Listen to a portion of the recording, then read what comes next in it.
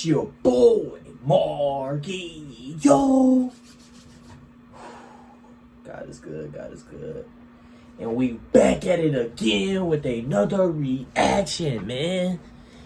Man, before I start this video, man, I need y'all to give thanks to the Lord above, man. God woke us up every single day. We waking up every single day blessed, being able to eat, being able to have clothes on our back, being able to talk, to hear, to smell, to move. You know what I'm saying? Like, to go to the point, from point A to point B every single day. Without our Father, man, we are nothing at all. So make sure y'all give thanks to the Lord every single day, man. But today we got a special video for y'all, man. Today we got why was Michael Jordan aura the best? You know what I'm saying? And it's like a 16-minute video. So we ain't finna do no talking. We finna watch this whole thing like a student.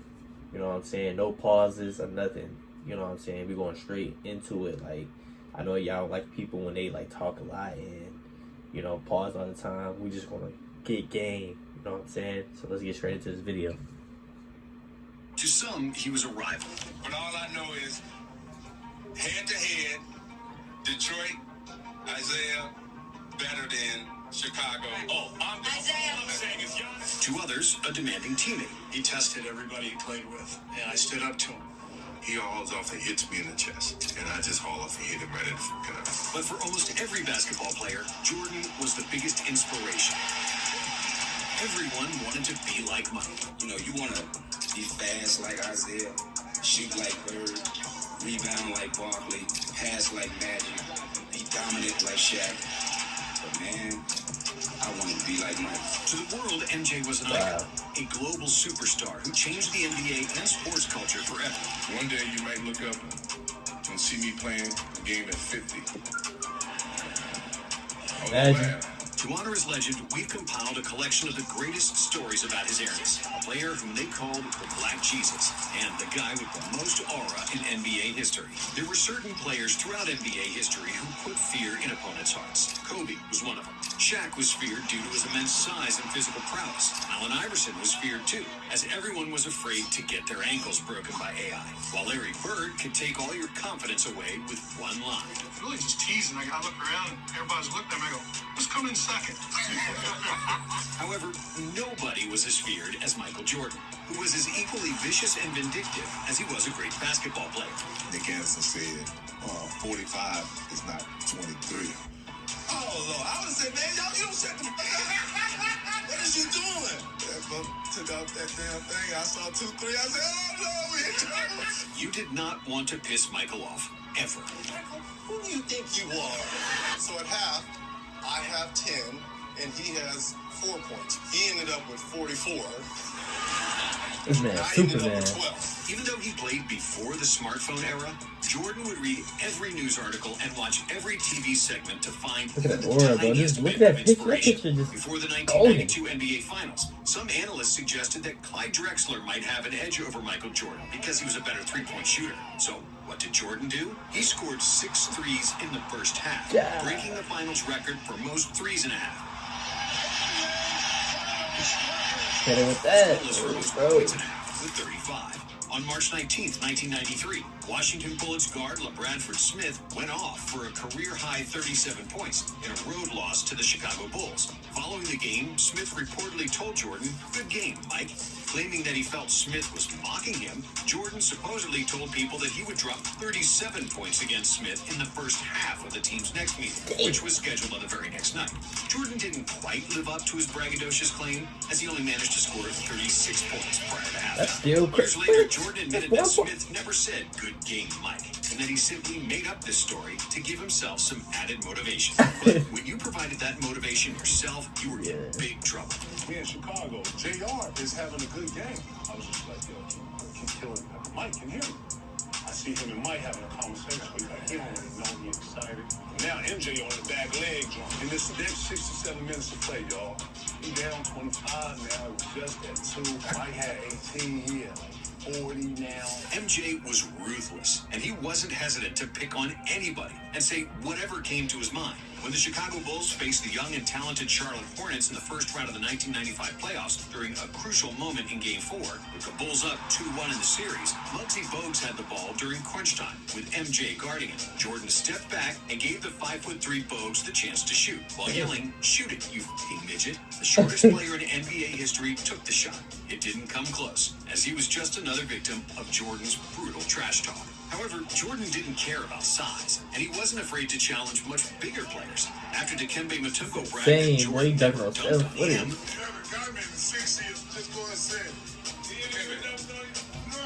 MJ got him the very next game they played. This is insane play. Hey! I don't know how he can do that, bro. This man like Spider-Man. A very similar story happened in Utah when the Bulls played the Jazz, and Michael dunked hard on 6'1" John Stockton.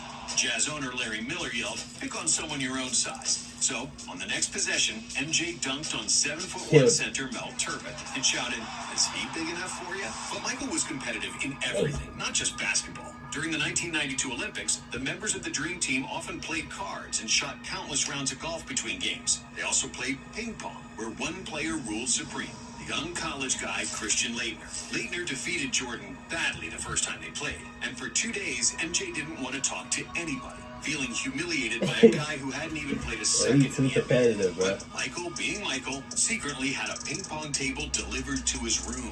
I've heard through the rumor mill that Jordan had someone go out and buy a ping pong table and take it up to his room. Practicing maniacally for a few days until he was ready to get revenge. Nobody was safe from Jordan when it came to competition, and Michael would do anything to win. And even though he was one of the richest athletes of all time, he still never missed an opportunity to take money out of his teammates' pockets. Back in the 90s, the Chicago Bulls would entertain fans by staging virtual races between Bulls on the Jumbotron during timeouts. During one timeout, Michael Jordan bet Scottie Pippen $100 on which Bull would come in first place. The two bet on the games throughout the season, and Jordan almost always won because, unbeknownst to Scottie, Michael would take the court before the game to see the races being tested out on the Jumbotron. Michael was notoriously harsh on his teammates. And the most famous story of his ruthless competitiveness was when he punched Steve Kerr during practice. I just hope he hit him right in the However, that's just one example. Jordan also punched Will Perdue. Will set a legal pink on MJ. MJ said, "Will, don't do it again. Run it again. Legal pink." MJ walks up to Will. Boom. Let him up. It was over. The next day on the plane, Will gets on the plane with a huge shiner. When the Bulls let Charles Oakley go and brought in Bill Cartwright, Jordan resented the loss of his friend and took it out on Cartwright, calling him Medical Bill and intentionally throwing impossible passes at him in practice to draw attention to what he perceived to be his bad hands. In The Last Dance, we saw how MJ talked trash to Scott Burrell. However, Burrell later defended Jordan, saying that he only used intimidation tactics to challenge his teammates. He just wanted me to be prepared for what I was going to face later on in that season. Still, some players weren't equipped to handle this kind of criticism. Kwame Brown, whom Jordan selected first overall in 2001, might be the biggest example of Jordan's ruthless approach gone awry. His hero is Jordan, his nemesis is Jordan, but his real nemesis is Oakland. I remember we sitting at the bar, and Jordan there, and Kwame is like, "Yeah, I'm gonna get him up. I'm gonna whoop his ass." And Kwame was like, "He by himself. The bartender, shots, give me 5. Jordan come, "Hey, ho, what you doing, ho?" And Kwame just saying that. All you see was Kwame take them, hit them, boom, boom. And he was like, No, "You he's trying to get pussy. some courage, huh?" Open downstairs. That's all MJ said was, "Hey, ho, you trying to get some courage?"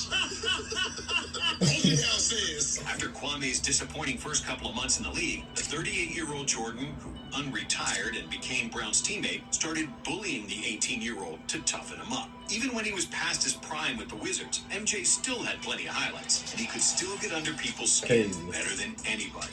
When Jordan played Kobe, Jordan won, and then at the end of the game, I guess Kobe was wearing some Jordan 8s. And, Jordan smacked him on the butt and said, you can wear the shoes, but you'll never feel them. Yeah. However, all those stories of trash talk wouldn't be as amazing if Jordan's game couldn't back it up. His teammates said that the Bulls' practices were often harder than games because Jordan demanded perfection, which in turn made the actual games This is a easier. legend right here, One bro. thing about Michael Jordan was he never asked me to do something that he didn't do. Jordan was a star and a leader from the moment he stepped into the NBA. Just watching this video is just so points in his much order. third game and leading the league in total points in his first season in the league. His aerial ability was unmatched and something the NBA had never seen before. When he dropped a career-high 69 points against the Cavaliers, he was telling poor Craig Elo exactly how he would score on it, and then he did it. Even his biggest critics had to Yo, admire him and Michael's Larry game. Bird got the same confidence, bro. And we be talking because we got to play against them, right? And they were playing New Jersey in Chicago, and Joe and I, we talking, and Jordan came down on the left side, caught on the left wing, went through a couple of dribbles, and then he took off on the left box, and dude floated all the way to the right box. And That then play's laid so it up on crazy. the other side. And I swear to God, Joe and I were on the phone, and for about 5 minutes, man, it was just dead silent. Just dead silent. MJ's scoring Yeah. prowess is well known, but his defensive ability was equal to it. Quick, agile, strong for a Everything. shooting guard, The Jordan greatest. was a nightmare for opposing wing players. Due to his long arms and gargantuan hands, he was able to clasp the ball like it's an apple and outright snatch an opponent's dribble. Michael ranks 4th all-time in steals, and in a 1988 game against the Celtics, And how many stole seasons he the ball played? 8 times in the first half. The Michael Jordan 8 show so times? far with 8 first-half steals. That's a Bulls record. Of course, the most famous and the most important steal of Jordan's career happened during his last game for the Bulls, when he stole the ball from Karl Malone, after which he made arguably the biggest shot of his life. Number 6. Jordan. Open. Chicago with the lead. For his Legendary. career, Jordan made 28 game-winning shots, including an NBA record 9 game-winning buzzer beaters, which cemented his status This as man one of the is most crazy, clutch bro. players ever. This man is After insane. Jordan retired in 1998, the Bulls had a catastrophic season, setting a modern-day record with just 49 points scored in a 1999 game against Miami. The Bulls setting a new record for offensive futility. They score only 49 points. Michael had 39 games of 49-plus points with the Bulls, which proved how badly the Bulls needed him. In 2007, at the age of 43, Jordan was running a basketball camp when he got challenged by the best high school player in the country, O.J. Mayo. Jay. In front of my camp, he starts this thing about, you can't guard me, you can't do this. I got my campus here, so obviously I can't really go where I want to go because I'm on my camp. So I stopped the kids, send the kids to bed. We go back to playing. And he starts this whole thing that you can't guard me, you can't do this. And then finally I said, look, dude, you may be the best high school player, but I'm the best player in the world. So from this point on, it's a lesson. Even From that point, it wasn't 2007. he didn't win a game. Even when he was past the age of 50, Jordan's competitiveness was unmatched, and he was still able to beat NBA players one-on-one. He did have the chance to That's embarrassing, bro. Jordan earlier in the year. Can you take me a little bit through the game? It was a dream come true for me. Because my boss now. In his early years, Jordan was not a drinker, never touched alcohol during the 80s, but he suffered from insomnia, and a doctor told him to try drinking a couple of beers before bed to take the edge off. What? After that, Jordan started drinking regularly, oftentimes before games. However, that didn't have any impact on his game. On the bus, and MJ like, man, drop me off here. And drop him off at the bar, he say, gonna have some beers. He tell us to pick him up on the way back to the game. We get on the bus, yeah, man, I'm feeling good, right? But, you smell the beer on it. Go on through Yo, the bus. what? Man, I'm seeing 3 rims. I'm gonna shoot at the one in the middle. What? Got 30 at half. Even after 36 holes of golf Drinking and a beer dozen and still beers, giving y'all MJ could 40, still score. 30? Meet me at Sunset Ridge. Early, we're gonna go play 18 holes. We played around, beat it for a couple thousand, and I'm getting ready to leave. Now, Bulls are playing that night. I play Cleveland. So I'm thinking he's leaving at 10 o'clock. He's like, no, let's go play again. We roll around another 18. He goes, I'll bet you that we win by 20 points and I have more than 40. Son of a gun goes out, scores 52, and they win by 26 or something after 18 holes of golf. And 36 holes. 36 holes of golf and having like maybe 10 10 Bud Lights. Jordan's aura was This simply man is unmatched, crazy. and he is by Is he even far human, the yo? coldest dude to ever This touch a can't be real. basketball, I'm like, and dang. someone who could intimidate players just by his presence. One time we played the Bulls, we get off the bus. Before the game, Jordan parks inside his Ferrari. We getting off the bus, and he's smoking a cigar. Aura. Before the game. And he's like, who's gonna check me? Everybody pointed to Calvin. One time, Michael got so bored that he started counting his points backwards against Steve Smith. One time I know he started counting backwards. You know, he said something like 38, and I didn't get it, Reggie. You know what I mean? He started saying 36. Hey, wait a minute. So he's going back there. Now, if he gets to 0, he got 4. MJ could hit free throws with his eyes closed and switch hands Yeah, mid-air this man before a is layup in crazy, the bro. NBA Finals. Nobody was above Jordan, not even presidents. There is a reason you call somebody the Michael Jordan of. Michael Jordan of neurosurgery, or the Michael Jordan of rabbis, or they know what you're talking about. Because Michael Jordan is the Michael Jordan of greatness. He is the definition of somebody so good at what they do that everybody recognizes. With iconic quotes like, And we're walking off the floor and Tex look at me and says, you know, there's no iron team. It's not an iron team, but it's an iron win. or, I've never lost a game, I just ran out of time. And to learn to succeed, you must first learn to fail, bad man. just added to Jordan's legend.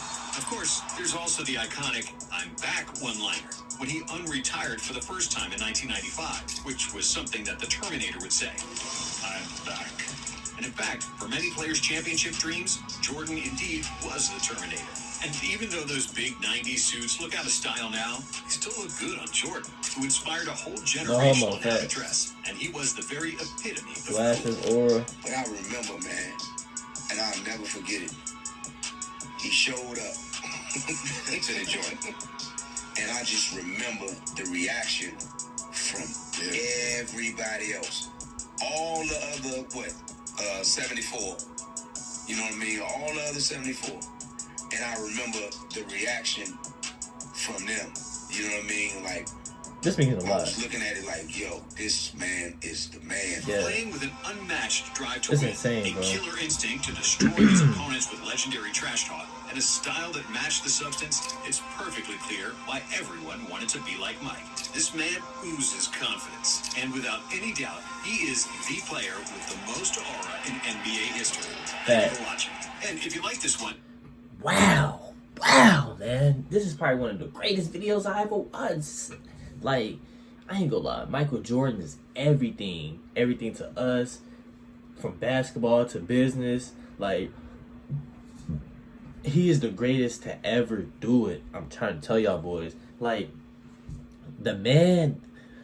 Oh my gosh. How you go from winning 3 championships... His pops passed away. Let me go play baseball for a little bit. Come back and won 3 more. 3 more.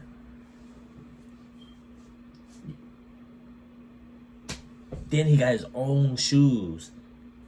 The best shoes in the world is better than Louis Vuitton, Prada. All those shoes. Michael Jordan shoes is the greatest shoes to ever like touch on earth, and he was hooping in them. Now it's sneakers for like just fashion. Nobody hooping Jordans no more. Jordan was a shoe to hoop in. Now it's a fashion shoe. Now everybody want the Jordans. I don't know, man. Michael Jordan, just his aura, I feel like it's just off the roof. Just from me just watching through the screen. I never seen him in person. I feel like the aura is crazy just watching him. Every time I watch a video of Mike, it's just the aura just insane. You know what I'm saying? It's a blessing to be able to watch him every single day, or when I have time to watch him. You know what I'm saying? Like, and then you got people, you know, Dwayne Wade, all them talking about how when they did the 75 best players in the whole world, like the 75 anniversary thing, when Michael Jordan walked in that room, the aura was off the charts. He said everybody started looking and all that. Like, you could tell that's the greatest basketball player of all time. No, LeBron is great. You know what I'm saying? LeBron is one of the greatest to ever do it, but nobody never said really none of that stuff.